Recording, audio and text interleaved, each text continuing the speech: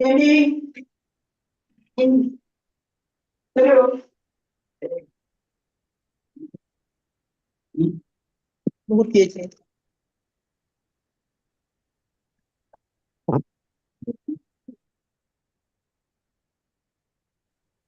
कृष्णा। ओम नमो भगवते वासुदेवाय। ओम नमो भगवते वासुदेवाय।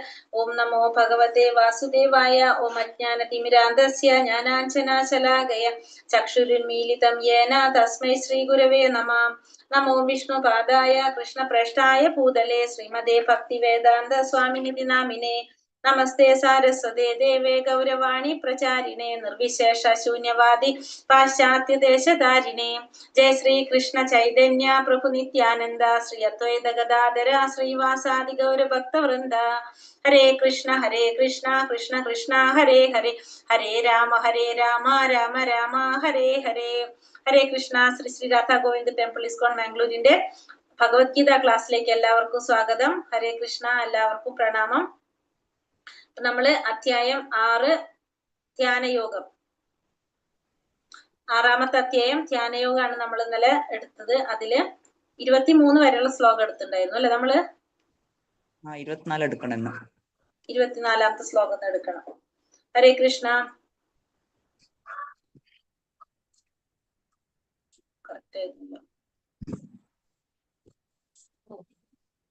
ഹരേ കൃഷ്ണ. ഓം നമോ ഭഗവതേ വാസുദേവായ. ശ്ലോകം 24. സാനിശ്ചയേന യോക്തവ്യോ യോഗോ നിവൃണ്ണ ചേതസ സങ്കൽപ പ്രഭവാൻ കാമാസ്ത്യക്ത സർവാനശേഷതഃ മനസ്സൈവേന്ദ്രിയ ഗ്രാമം വിനിയമം സമന്തതഃ.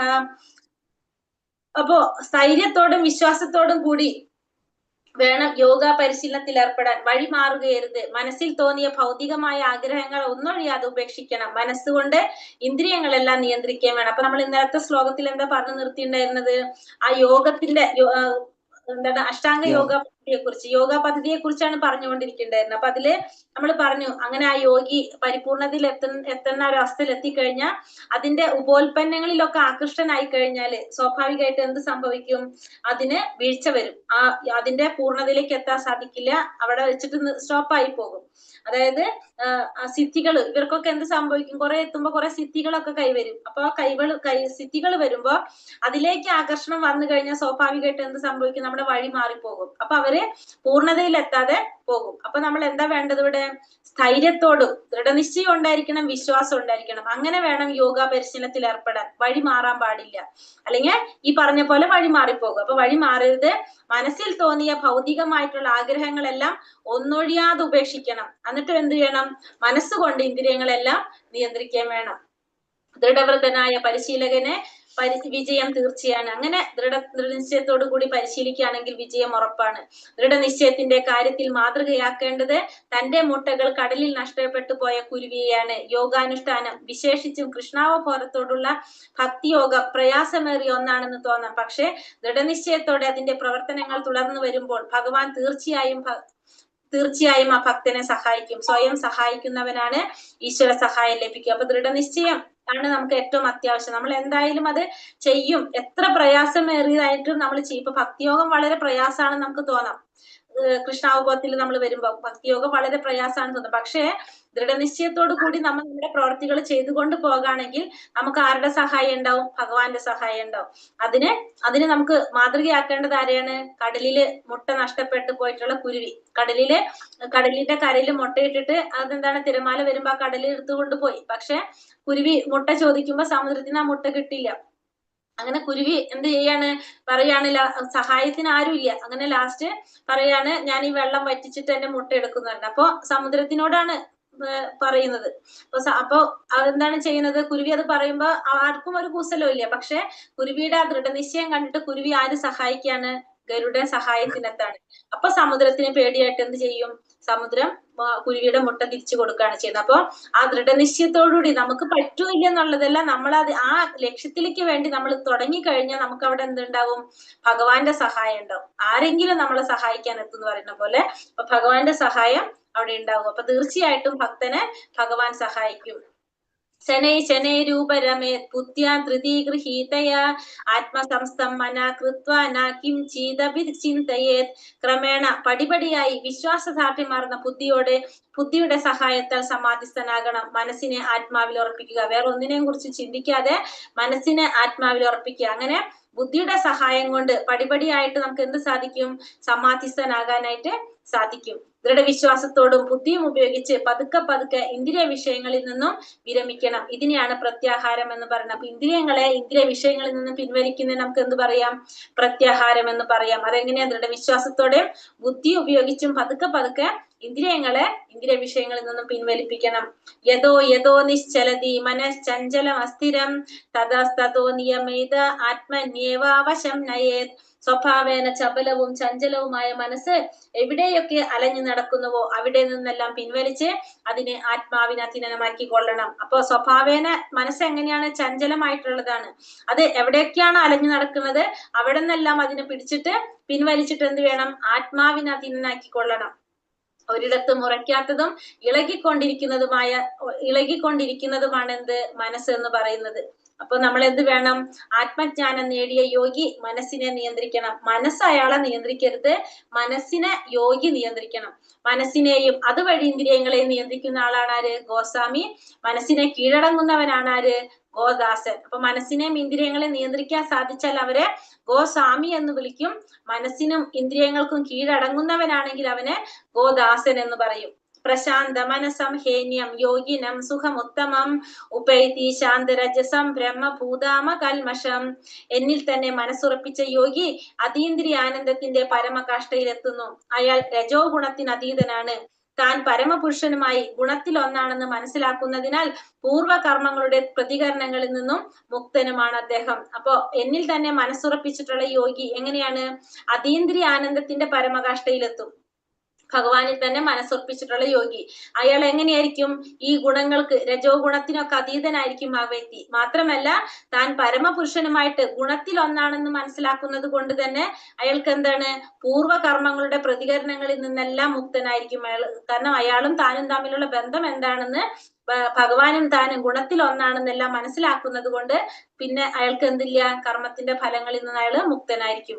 ബ്രഹ്മഭൂതം എന്ന വാക്ക് ഭൗതിക മാലിന്യങ്ങൾ ഒഴിഞ്ഞ് ഇന്ദ്രിയങ്ങൾക്ക് അതീതമായ ഭഗവത് സേവനത്തിൽ ഏർപ്പെട്ടുന്നതിനെ സൂചിപ്പിക്കുന്ന വാക്കാണ് എന്തിവിടെ? ബ്രഹ്മഭൂതം എന്ന് പറയുന്നത്. യുഞ്ജന്നേവം സദാത്മാനം യോഗി വിഗത കൽമഷഃ സുഖേന ബ്രഹ്മ സംസ്പർശം അത്യന്തം സുഖമശ്നുതേ. അപ്രകാരം നിയന്ത്രിതാത്മാവായ യോഗി സദാ യോഗാനിഷ്ഠനായി ഭൗതിക മാലിന്യങ്ങളിൽ നിന്ന് മുക്തി നേടി ഭഗവാന്റെ അതീന്ദ്രിയ സേവനമാകുന്ന പരമാനന്ദത്തിന്റെ അത്യുന്നതമായ അവസ്ഥയിലെത്തുന്നു. അപ്പൊ ഇപ്രകാരം നിയന്ത്രിതാത്മാവായിട്ടുള്ള യോഗിക്ക് എന്താ സംഭവിക്കുന്നത്? സദാ യോഗനിഷ്ഠനായിട്ട് ഭൗതിക മാലിന്യങ്ങളിൽ നിന്നെല്ലാം മുക്തി നേടിയിട്ട് ഭഗവാന്റെ അതീന്ദ്രിയ സേവനമാകുന്ന ആ പരമാനന്ദത്തിന്റെ അത്യുന്നതമായ അവസ്ഥയിലേക്ക് എത്താൻ ആർക്ക് സാധിക്കും? ആ യോഗിക്ക് സാധിക്കും. സർവഭൂതാസ്തനാത്മാനം സർവഭൂതാനി ചാത്മനി ഈക്ഷതേ യോഗയുക്താത്മാ സർവത്ര സമദർശനഃ.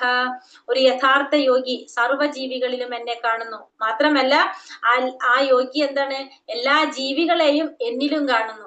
ആത്മസാക്ഷാത്കാരം സിദ്ധിച്ചവൻ പരമപുരുഷനായ ഭഗവാനെ എവിടെയും കാണും. അപ്പൊ ഭഗവാൻ പറയുന്നതാണ്, ഒരു യഥാർത്ഥ യോഗിക്ക് എല്ലാവരിലും എന്നെ കാണാൻ സാധിക്കും, എന്നിൽ എല്ലാവരെയും കാണാൻ സാധിക്കും. അപ്പൊ പരമപുരുഷനെ എല്ലാവരുടെയും കാണാൻ ആർക്ക് സാധിക്കും? ആത്മസാക്ഷാത്കാരം സിദ്ധിച്ചവന് സാധിക്കും. എല്ലാവരുടെയും ഹൃദയത്തിൽ കുടികൊള്ളുന്ന പരമാത്മാവിനെ, കൃഷ്ണനെ കാണുന്നത് കൊണ്ട് കൃഷ്ണാവബോധം ഉദിച്ച യോഗി പൂർണ്ണമായി കണ്ടറിഞ്ഞവൻ എന്ന് പറയാം. ഈശ്വര സർവഭൂതാനം ഹൃദയശാർജുന തിഷ്ഠതി.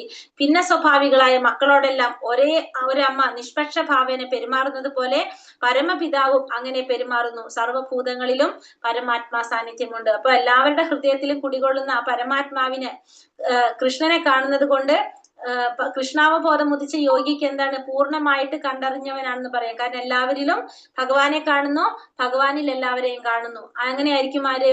ആ യോഗി എന്ന് പറയുന്നത്. അപ്പൊ ഭിന്ന സ്വഭാവികളായിട്ടുള്ള പല സ്വഭാവങ്ങളുള്ള മക്കളോടെല്ലാം ഒരമ്മ എങ്ങനെയാണ്? നിഷ്പക്ഷ ഭാവത്തിലാണ് പെരുമാറുന്നത്. അതേപോലെ തന്നെ പരമമായിട്ടുള്ള പരമപിതാവും എന്ത് ചെയ്യും? അങ്ങനെ തന്നെയാണ് നമ്മളോട് പെരുമാറുന്നത്, മക്കളോട് പെരുമാറുന്നതും. സർവഭൂതങ്ങളിലും എന്തുണ്ട്?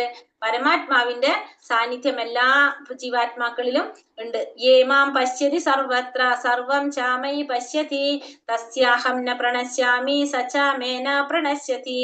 എവിടെയും ഞാൻ കുടികൊള്ളുന്നതായും എല്ലാം എന്നിൽ അടങ്ങുന്നതായും കാണുന്നവനെ ഞാൻ ഒരിക്കലും നഷ്ടപ്പെടുകയില്ല, എനിക്ക് അവനും നഷ്ടപ്പെട്ടു പോകുന്നില്ല. അപ്പൊ എല്ലാവിടവും ഞാനുണ്ട്, എല്ലാറ്റിലും ഞാനുണ്ട് എന്ന് മനസ്സിലാക്കുന്നവർക്ക് എന്തില്ല, ഒരിക്കലും ഞാൻ നഷ്ടപ്പെട്ടു പോകുന്നില്ല, എനിക്ക് അവനും നഷ്ടപ്പെട്ടു പോകുന്നില്ല. ആത്മസാക്ഷാത്കാരത്തെക്കാൾ ശ്രേഷ്ഠമായ കൃഷ്ണാവബോധത്തിന്റെ ഈ നിലയിൽ കൃഷ്ണൻ ഭക്തന്റെ സർവസ്വമായി തീരും. അപ്പോ ഈ കൃഷ്ണാവബോധത്തിന്റെ ഈ അവസ്ഥയിൽ എത്തുമ്പോ ഓട്ടോമാറ്റിക്കലി എന്താണ് പറഞ്ഞത്, ഭക്തന്റെ സർവസ്വമായിട്ട് തീരുമാര് ഭഗവാൻ. കൃഷ്ണപ്രേമത്തിൽ ഭക്തൻ പൂർണ്ണത നേടുകയും ചെയ്യും. ഈ വിധത്തിൽ അയാൾ കൃഷ്ണനോട് ഏകീഭവിക്കുന്നു. അങ്ങനെ ഭഗവാനും ഭക്തനുമായി അടുത്ത ബന്ധം ഉണ്ടാകുന്നു. അങ്ങനെ ഭഗവാനും ഭക്തനുമായിട്ട് എന്തുണ്ടാവാണ്, അടുത്തൊരു ബന്ധം ഉണ്ടാകാണ് ചെയ്യുന്നത്.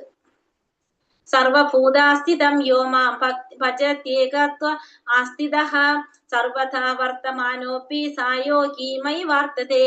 ഞാനും പരമാത്മാവും ഒന്ന് തന്നെയാണെന്ന് അറിഞ്ഞുകൊണ്ട് ആരാധ്യനായ പരമാത്മാവിന്റെ സേവനത്തിൽ മുഴുകിയ യോഗി ഏതു സന്ദർഭത്തിലും എന്നിൽ തന്നെ ജീവിക്കുന്നു. അപ്പോ ഞാനും പരമാത്മാവും, അതായത് ഞാൻ എന്ന് വെച്ചാൽ ഇവിടെ ഭഗവാൻ കൃഷ്ണനും പരമാത്മാവായിട്ടിരിക്കുന്ന ക്ഷീരോദകശായ വിഷ്ണുവും രണ്ടും ഒന്ന് തന്നെയാണെന്ന് മനസ്സിലാക്കുന്നത് കൊണ്ട് ആരാധ്യനായിട്ടുള്ള പരമാത്മാവിന്റെ സേവനത്തിൽ മുഴുകിയ യോഗി ഏത് സന്ദർഭത്തിലും ആരിൽ തന്നെ ജീവിക്കുന്നു, എന്നിൽ തന്നെ ജീവിക്കുന്നു. അപ്പോ കൃഷ്ണൻ തന്നെയാണ് പരമാത്മാവ് എന്ന് മനസ്സിലാക്കുന്ന യോഗി ആ പരമാത്മാവിന്റെ സേവനത്തിൽ മുഴുകിയിരുന്ന യോഗി ഏത് സന്ദർഭത്തിലും ആരിൽ തന്നെ ജീവിക്കാണ്, ഭഗവാനിൽ തന്നെ ജീവിക്കുന്നു. യോഗാചര്യയിലെ സമാധിയുടെ പരമകാഷ്ഠയാണ് കൃഷ്ണാവബോധം. അപ്പൊ യോഗാചര്യയിലെ പരമമായിട്ടുള്ള എന്താണ് സമാധിയുടെ പരമകാഷ്ഠ, അതാണ് എന്ത് കൃഷ്ണാവബോധം എന്ന് പറയുന്നത്.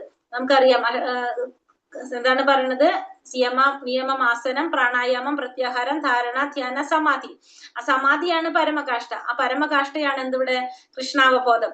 എല്ലാവരുടെയും ഹൃദയത്തിൽ കൃഷ്ണൻ പരമാത്മാവായി കുടികൊള്ളുന്നുവെന്ന ബോധം യോഗിയെ കുറ്റമറ്റവനാക്കും. അപ്പൊ യോഗിക്ക് എന്തറിയാൻ സാധിക്കും, ഇവിടെ എത്തുമ്പോ എല്ലാവരുടെ ഉള്ളിലിരിക്കുന്ന പരമാത്മാവ് എന്ന് പറയുന്നത് ഭഗവാൻ കൃഷ്ണൻ തന്നെയാണെന്ന് അറിയാനായിട്ട് സാധിക്കും.